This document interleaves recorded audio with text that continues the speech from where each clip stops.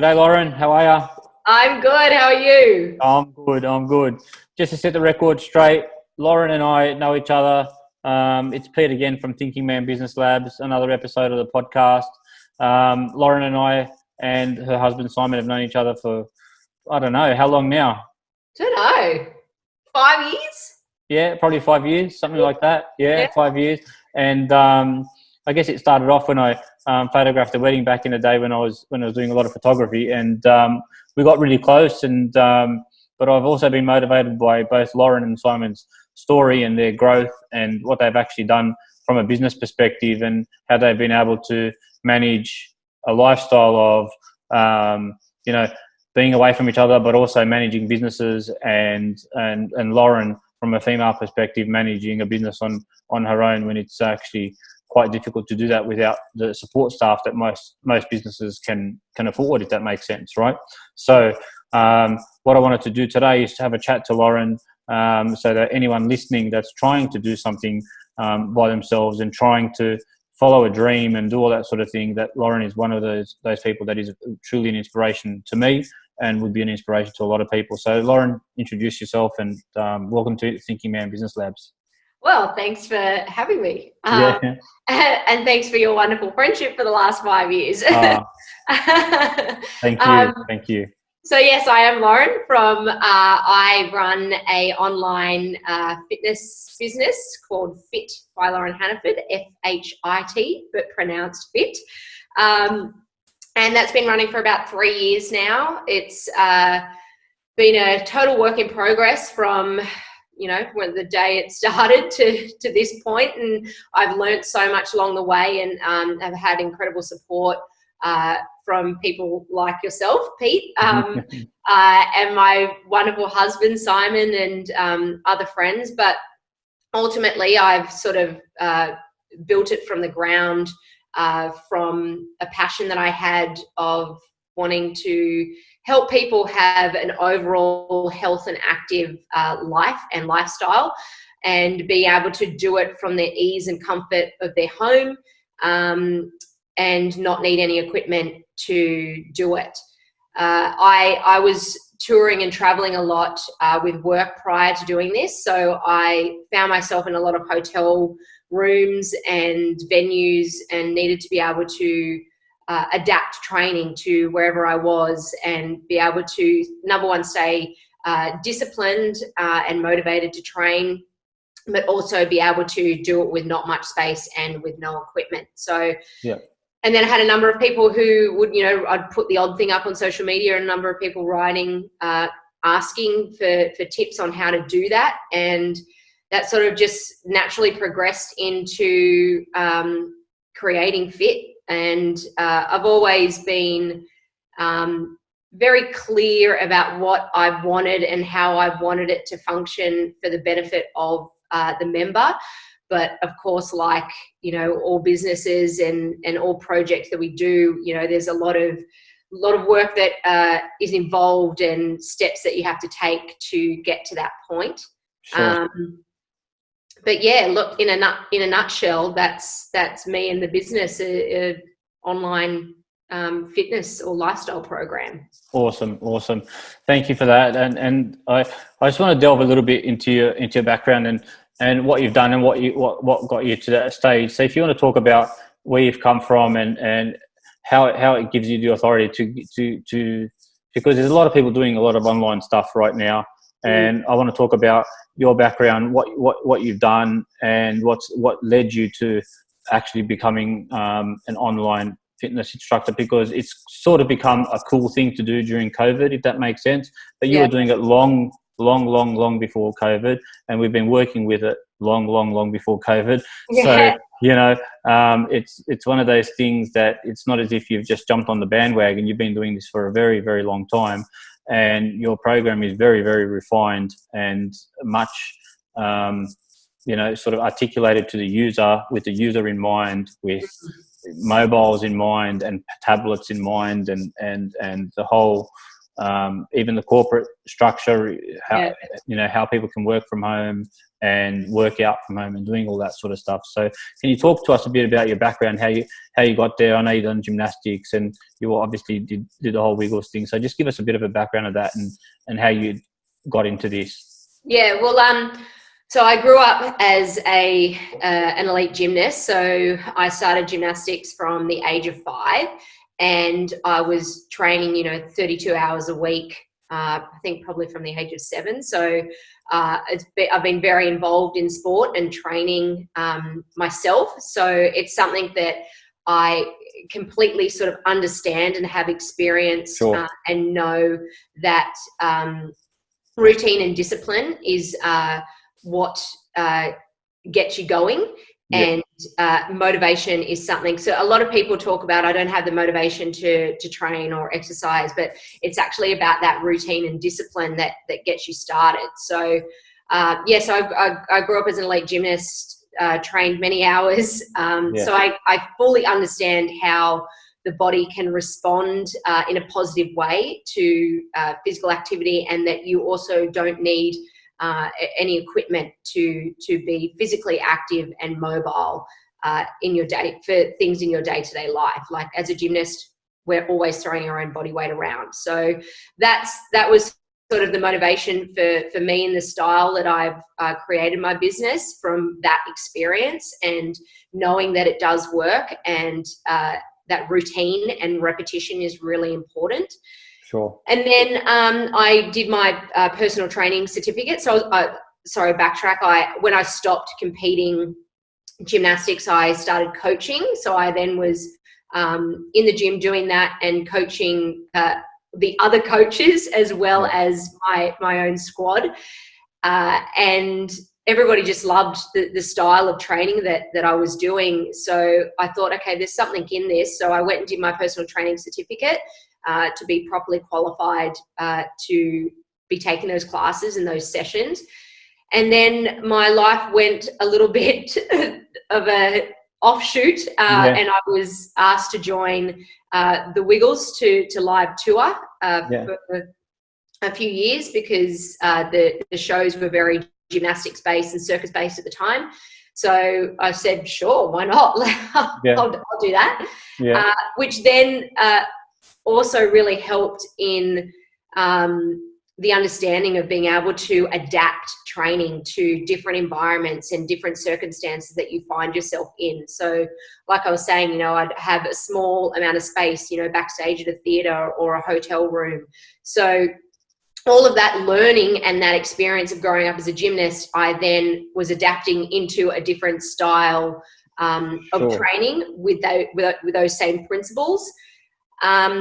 And then I was always wanting to continue in health and fitness. So I then came off the road from touring and adapted everything that I'd learnt growing up as a gymnast, and then being someone who was short on time and space and different environment all like every day, to be able to create something that I know other people could benefit from and adapt into their own life.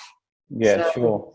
Yeah, it's kind of how it's evolved to where it is, and where that understanding and that discipline and that training has come from my experience. And I think that's one thing for all the listeners to actually take into account. It's not about being an elite gymnast. It's not about being all that sort of stuff that you've done, which is fantastic that you've done that, because it's coming from a place of authority. But what you've actually learned is you've learned the hard way by, being on the road with the Wiggles, by being on the road with the things that you do, and you've developed a program for everybody, not just for elite gymnasts. Am I correct in saying that? Yeah, absolutely. It's not about being an elite athlete or learning how to do gymnastics and flip around. It's about understanding consistency and sticking with that consistency. And that is something that my gymnastics training taught me and helped me understand was beneficial, because you are training multiple hours a week. You are training every single day. You're working on the same skill from the age that you are 5 to now, I'm still doing handstands and trying to make sure that I'm doing it really well. And so it's not about flipping and about being an elite gymnast. It's about understanding consistency and routine, repetition, and that creates a long-term benefit for your having a healthy lifestyle and an active lifestyle. Yeah, that's amazing. And just like we've talked about in the past, you guys as friends have been there for me through my own battles with mental health and things like that. But how do you feel like fitness fits into mental health and actually getting up and doing things, and how do you do that? Because just because people think you're a fitness instructor, they think you're oblivious to the fact that you're always motivated, because you probably wouldn't be, right? Yeah, absolutely. And that's, I mean, everybody's different and they deal with things differently. But I do always try and help people understand that it's not about just kind of getting up and going, oh, hey, I'm motivated. It's about drawing on different things that help get you going. So it's understanding that discipline, practicing that self-discipline to just get started, because you do always end up feeling a bit more vibrant and a bit more 100%. Awake, or whatever, however you want to look at it. But you get that feeling once you be active, and you don't need to find motivation to get you to do it. Yes. It's discipline that gets you started, and then more often than not, that feeling of like, oh, I feel more awake and I feel active and this feels great, that's that motivation. So motivation is going to show up if you do. And then as soon as that feeling, you then want to keep going, and you want to finish the training session, or you want to do whatever it is that you're doing at the time. So it's not, I'm not just always have a magic switch where I'm just motivated all the time. There's many days where I'm just like, oh my gosh, I so can't be bothered. Where are the Tim Tams? I just want to sit and do nothing, which is fine to do also. But you've got to find the right balance between understanding what is good for you physically and mentally, and that's getting up and drawing on that discipline to get you started. And what do you think, if you could give the most simplest tip to somebody about, like, you're stuck in bed and you don't feel like doing anything, and you're lying down, and you're like, shit, it's going to be a bad day, right?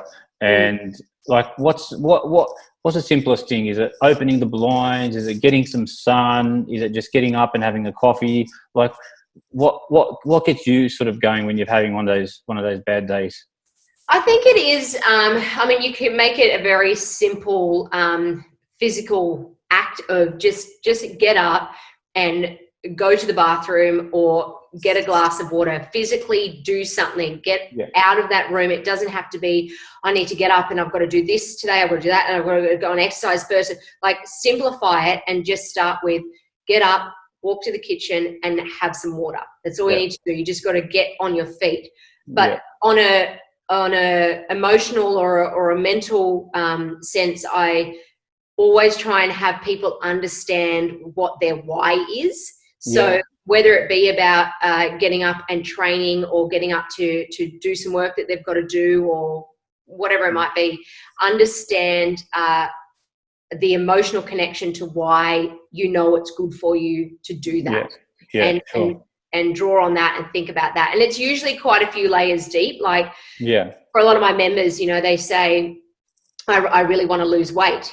And I say, well, why do you want to lose weight? Understand why you want to lose weight, because I want to be more physically active. Okay, well, why do you want to be more physically active?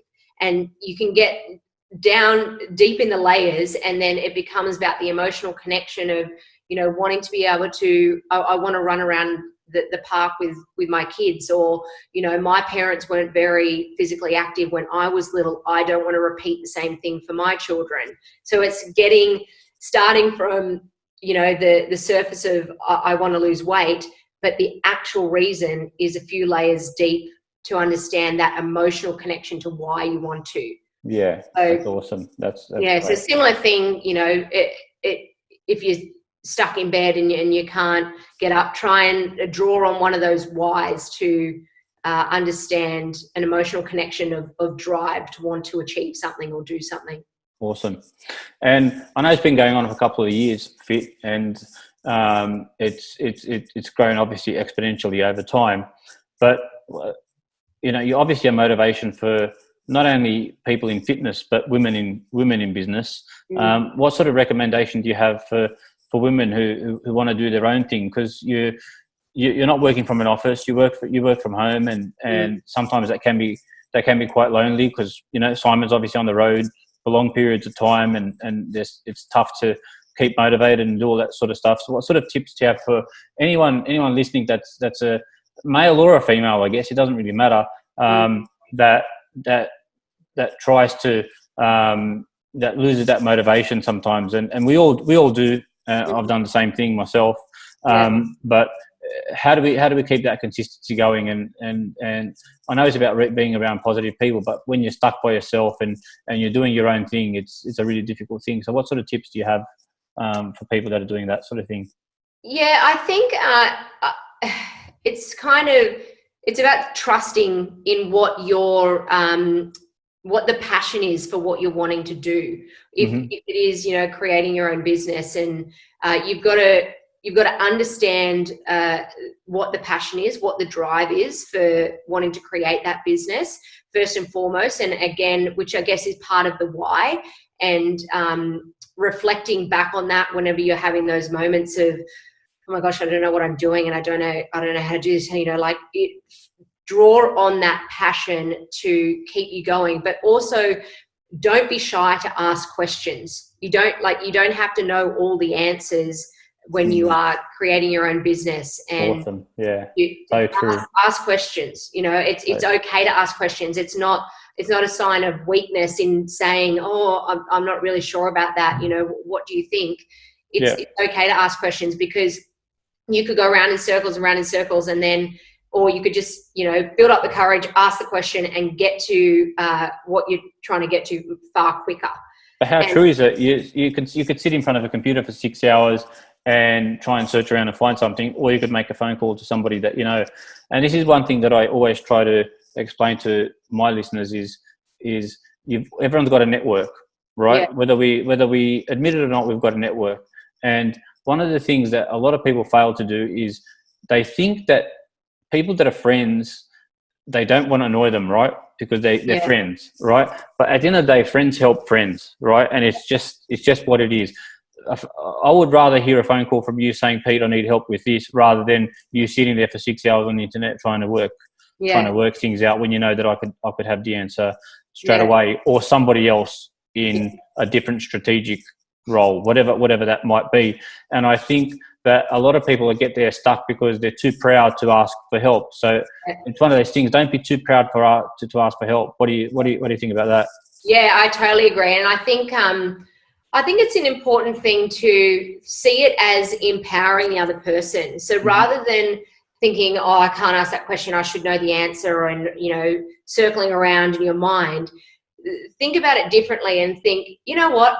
I'm going to call Pete and ask him this question because I know he'll know the answer, and he'll actually feel really good about being able to give you that answer, and we can talk about it as friends and be able to get there faster. It benefits you. It makes you feel good. I'm empowering you, but also it's helping me get to the result that I need to get to faster. So kind of changing the thinking of going, oh, I don't want to bother friends, and oh, I don't want to ask this, or think of it as, I'm going to empower this person. I'm going to allow this person to feel really good and ask them that question because it will make them feel good. So kind of think about it in that sort of way, maybe. Might be helpful.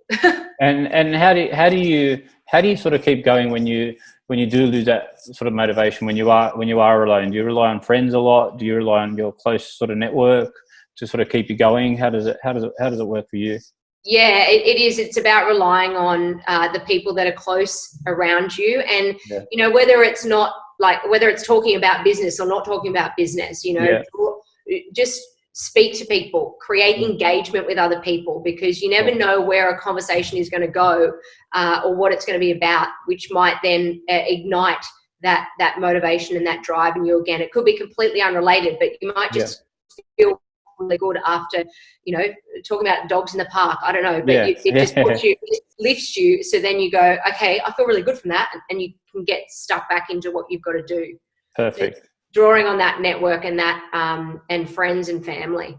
Perfect. Sounds good. So tell us a little bit more, a little bit before we finish up. Tell us a little bit more about FIT and how it's been going. Obviously during COVID, and you've seen a lot of obviously different people doing things on Facebook and without some of the safety regulations and stuff like that, because you do a lot of that sort of stuff with your clients and all that sort of stuff. So give us a bit of feedback about all the stuff that's sort of going on in the fitness industry. And I'm not saying bag anyone out, because it's not about that, because everybody's trying to help everybody during COVID, and I think that's a legitimate thing. But your program's been around for a lot longer than that, and it's, you've been ahead of the game, and I think it's just going to be better for you as soon as this is over, because you've been through this for such a long period of time. But just give me an idea of what you think of some, just for people to be careful of some of the stuff that's going around and what you're actually doing. Yeah, look, I mean, everybody has their place in what they're doing. I think one thing to look out for is what is the motivation behind the person who is giving out the information. Is it about them just wanting to build up a business or build up a following, or whatever it is? So sort of keep an eye out for what you feel their intention is, and is the intention completely for you. Like for me, my main focus is the user experience. So the members, they need to know that I am doing this for them. This is about them. And how they move through the programs and through the website and all of that is with completely 100% with them in mind. And same with the workouts. The whole way through the workouts, I'm talking through the technique and to make sure that they're doing it safely, but also to make sure that they're not pushing themselves too hard, and they're just doing the best that they can, and that's fine. You don't want to completely wear yourself out. So I think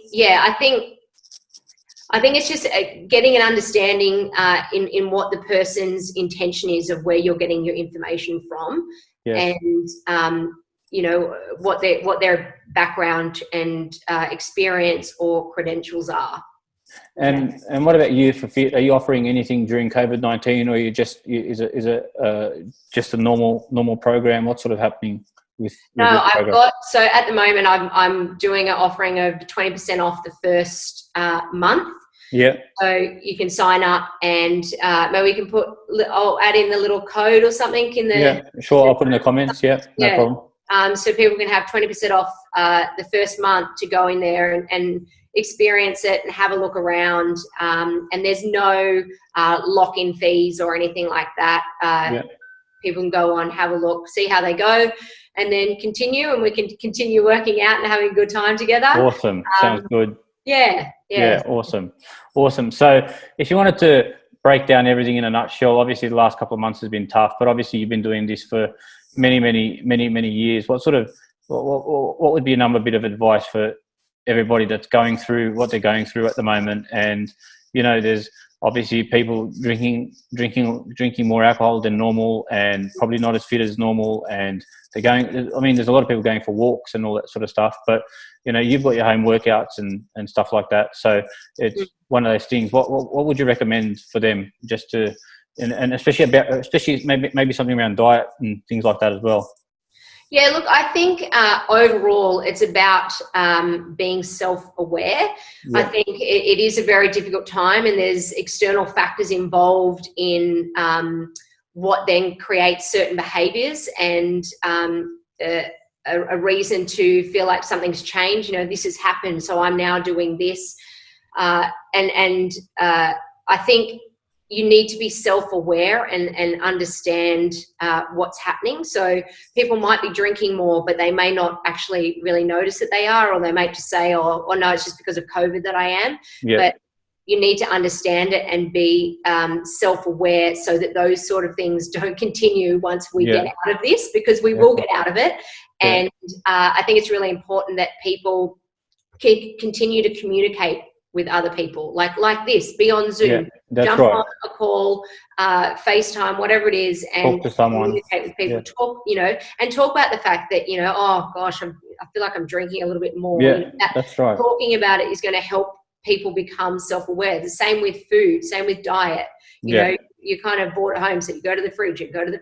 It's just about being conscious of what you're doing and self-aware and making the positive choices for yourself that you've got that subconscious, if you're doing something that you feel like you probably shouldn't be doing. Beautiful. That subconscious and be aware of it, and then make the choices based on that. Awesome.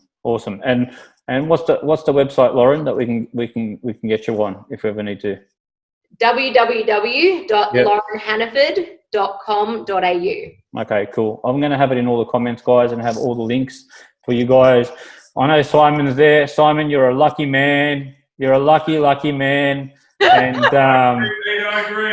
Yeah. He agrees, in case nobody heard. He agrees. And I'm glad to have both you guys as friends, and it's been great having a conversation here in front of the world at the same time. So I'm just grateful. Thank you very much for your feedback. Simon, do you want to jump on? Sure. I'm bringing him over. He's bringing him over. Here he is. Good on you, buddy. By the way, guys, like I said, I've known these guys for a long time, but they're probably the best couple that I know, and it's just amazing how they make it work. So maybe we'll have them on a podcast about how to keep a marriage together. Maybe we'll do that together one day. But Simon, it's great to see you. And have you got anything to say about Lauren and her business, about how she gets it together? Well, I've been amazed, these last 3 years that Lauren's been doing this and started this process. I've been amazed at how far she's come. And I overheard bits of what you were both saying then, but it is because she has her members at the foremost of it all, that it's all about the members. It's not about her. It's about trying to make people's life a little bit different, better, and a little bit different, helping them understand how they can do that through what she offers. Awesome. But, on a business level, from really starting out from scratch, what she is now, and the website she has now, and the knowledge and understanding, it's a pretty incredible achievement. So I'm very, very It is. It is, and you should be. Oh, they're gonna kiss. They're gonna kiss on camera. No, they're not. No, they're not. Cut us off. I'll cut it off.